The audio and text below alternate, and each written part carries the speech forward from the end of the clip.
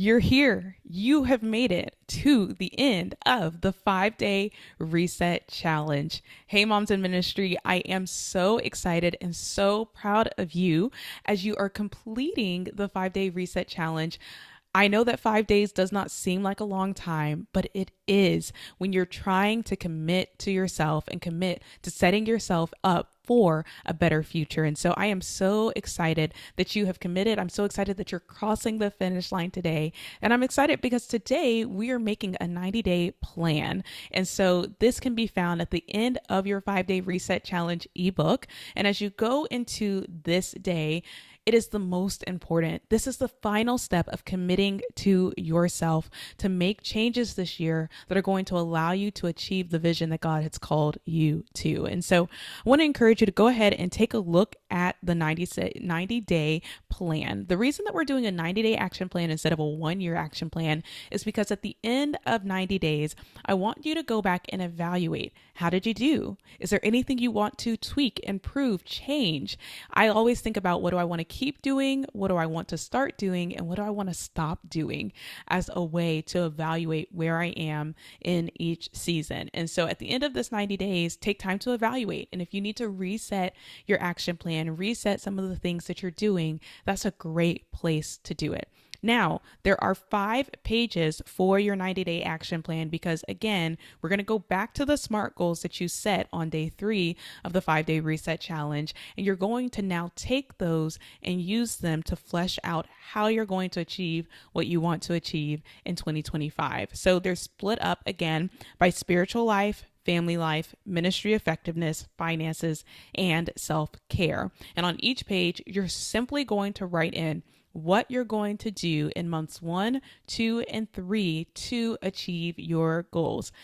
As you're writing these down, you are committing to yourself. You're committing and making a promise to yourself to take real steps towards what you want to achieve. So, in month 1 actions, you're going to write down 1 to 2 things that you're going to do in month 1 to hit your goals. Same thing for month 2 and same for month 3. What I want to encourage you to do is to keep it simple. Remember, you have 3 months to make progress. So don't try to fit everything in month 1, but create something that will work through the process. Now, I just wanted to give you a couple of examples so that you can work on this yourself. Again, take 5 to 10 minutes today to make this happen. So for example, this year in ministry, I am leading our programs department, which includes worship, production, creative, and communication. And what I want to do this year is set my teams up for success by providing them with guides like playbooks, SOPs, which are standard operating procedures that they can use in any place that they serve. I want them to know that they have the resources and the tools that they need to succeed. So this next 90 days, I'm going to spend time working on the playbooks, working on the standard operating procedures, and have written documentation for everything that we do at our church. So in month 1, I'm going to simply build a schedule for how I'm going to write those SOPs. Remember, I can't do everything in one day. Rome wasn't built in a day. But first, I'm just going to plan out how I'm going to do it and spread it out over the course of January and February. In February, or in month 2, I am going to write all of the standard operating procedures. Not just me, but I'm going to pull in my team and we're going to do them together. But over the course of the month, they're going to help us and help me work through these SOPs together. And then in month 3, we're going to execute them, which means we're going to test them out. We're going to use them. We're going to make tweaks and adjustments. And then by the end of month 3, we should have a full playbook of great achievable guides that we can use to help equip and resource our teams well. This is a great example of what I'm doing in ministry. Another one is for family. Like I told you just a couple of days ago, our goal this year is to help our family make more memories. We want to create experiences for our kids that are special. So in January, I've already done this, but we have added a family day to our calendar each month, just once a month, because we know that that's achievable. And so within the family day, now that it's added to our calendar, our step in January is not only to add to the calendar, but to do our first one. And it's coming up not this weekend, but next weekend. So we'll have our first family day of the year.